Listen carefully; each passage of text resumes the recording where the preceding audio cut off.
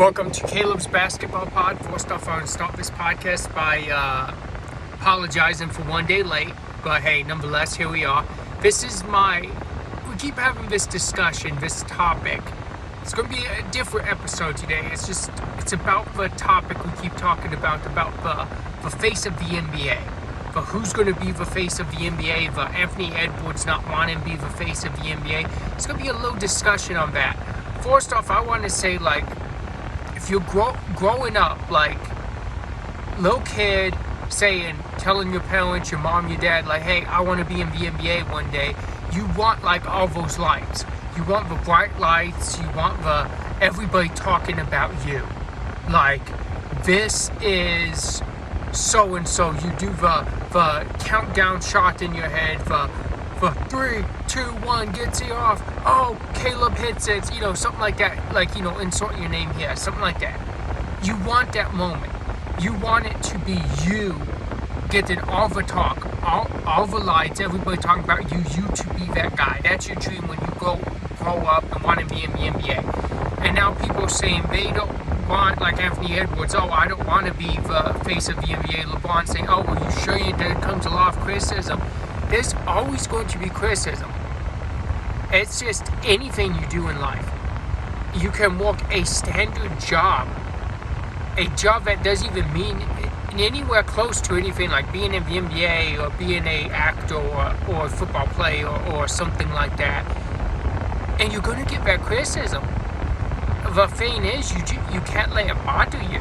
And the fact that like Anthony Edwards or people are saying, hey, we don't want to be the face of the NBA because there's all this criticism.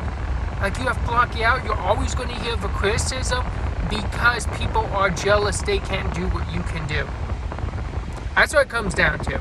People who criticize are pretty much just people that they can't do what you can do. When you're in the NBA, you're making millions of dollars, you're supporting your family, you're doing your thing. These people are criticizing you, they can't do what you can do.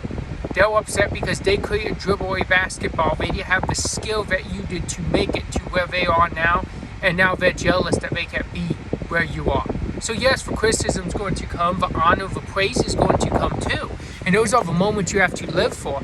The criticism's always going to be there. Someone's always wanting to bring you down, wanting to make you think that you aren't who you are or what you can be, and you aren't the star that you know you are. That's always going to be there. But you live for the moments where, hey, I hit that game winner. I knocked that down. That was me. And you have to live for those moments. And you have to take the criticism and get better off of it. Hey, this guy can't do so-and-so. Okay, well, he just did so-and-so. Well, crap. What can we say now? It's always going to be that. That's never not going to be that. But the fact that people are saying, I don't want to be the face of the NBA because of, there's a lot of criticism with it. You just have to have tough skin.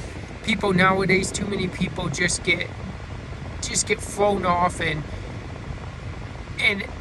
they get, they get sensitive to this criticism, and no one has that tough skin to be like, hey, you're going to insult me, but you're also going to be the one cheering for me when I'm the one on top. It goes both ways. So you start with the criticism, you work your way away from it, or you don't. It may just be haters. No matter what you do, you may save their sports fan. They can't stand you. You save their team. They still may dislike you. They're just always going to be a hater. It doesn't matter. There's a lot of haters. There's a lot of people who love you. It goes back and forth. It goes each way. You have to roll with the punches, and you just can't be sensitive to it. But for saying you don't want to be the face of the NBA, when this is what you grew up dreaming. You grew up dreaming, hey, I'm in my backyard. I'm going to be that star. How do you ever be that star if you're running away from being the guy, being the head of the NBA star?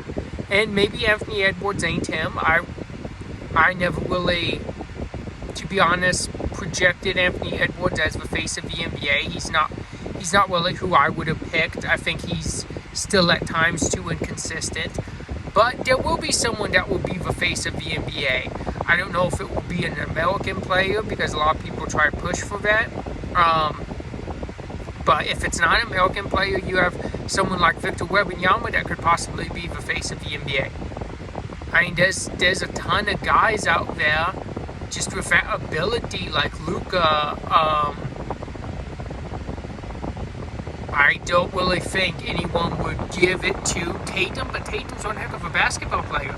I don't really think he would be the guy people would say would be the face of the NBA, but he has the talent to be the face of the NBA. And somebody like that, someone that's going to carry that team, and when he's on your team, you know you have a shot to win, like that can be the face of the NBA. That is someone like Jokic or possibly Luka, especially with him being a Laker now. I mean, there's a ton of possibilities to be the face of the NBA. I don't necessarily think it needs to just be American. I think just whoever brings the eyes to the game, whoever gets that stardom, whoever gets that fame, whoever's not running from the criticism. Because don't be scared of the criticism. Like, you really think Kobe Bryant worried about how many people insulted him? Oh, he shoots too many times. Oh, he don't pass the ball enough. Oh, he's Kobe freaking Bryant. He's one of the best players in league history. And when everyone shoots a piece of paper at the garbage can, they yell Kobe Bryant because he was Kobe freaking Bryant and he was a face of the NBA. So don't run from being the face of the NBA. Embrace it. Take the criticism. Make a name for yourself. Be that guy. Be the star. Be the guy that when someone needs something, they look to you and say, hey, my league's losing a low interest. Go out there and do your thing. But hey, that's my take on it. But I always dreamed of wanting to be in the NBA, wanting to be the face of everything. And it did work out that way for me, but that's what I wanted. And even now in my regular job, or in this or in that, you take that criticism. And what do? You take the criticism and you move forward because you know who the heck you are. So that's my fame for anyone out there. Hey, whatever you're doing, you take that criticism, you move forward. You know who the heck you are. You believe in who the heck you are. You do your thing, and you be the face of whatever the heck you are doing. So that's just my advice. Take it or leave it, but never shy away from it. And sure, don't shy away because there's critics out there. Someone's always going to hate. Someone's always going to be jealous. There's a lot of people that can't do what you can do, and that's why they're jealous, and that's why they hate. So hey, take it or leave it, but that's my advice to you. Be you. Be the star you are. Believe in yourself. And hey, that's how I believe. So nonetheless, I think someone needs to take the NBA at that point. Be that guy. Be the star. Doesn't matter what the critics say. Go out there and perform and show every single night who you are.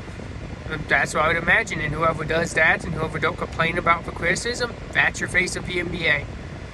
Thank you for joining me on this episode, and I'll see you Monday.